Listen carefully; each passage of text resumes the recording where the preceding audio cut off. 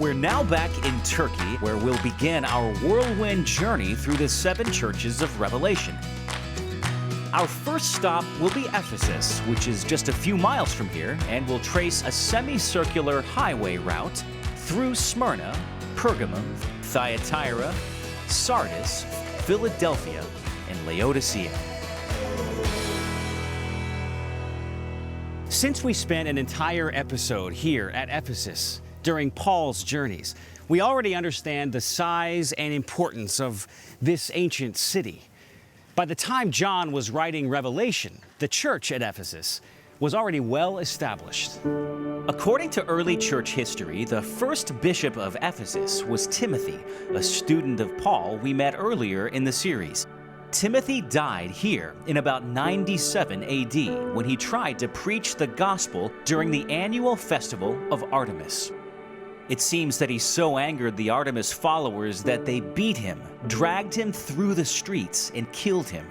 Here at Ephesus, Timothy, whom Paul called a dear son, became another in the long line of martyrs for the Christian faith.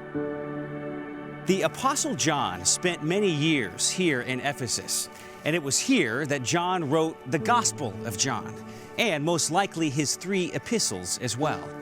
Now, the cult of Artemis and the worship of the Roman emperor thrived here in Ephesus, so it's not surprising that opposition to paganism and idolatry were prominent themes in John's 7 letters to the churches of Asia province.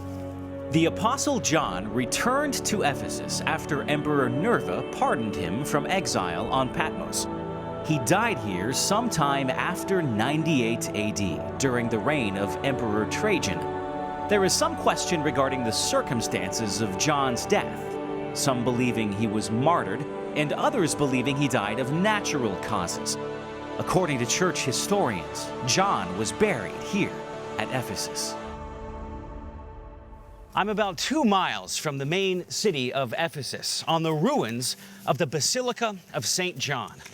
In the 6th century AD, Byzantine Emperor Justinian built this church over the ruins marking the tomb of St. John the Apostle. Evidence here suggests that a church was built over the ruins of the tomb in the 3rd century AD or earlier. Now, throughout this episode, I'm going to share portions of the 7 letters to the 7 churches that John wrote. I don't have time to cover everything, but I highly recommend you read these letters for yourself.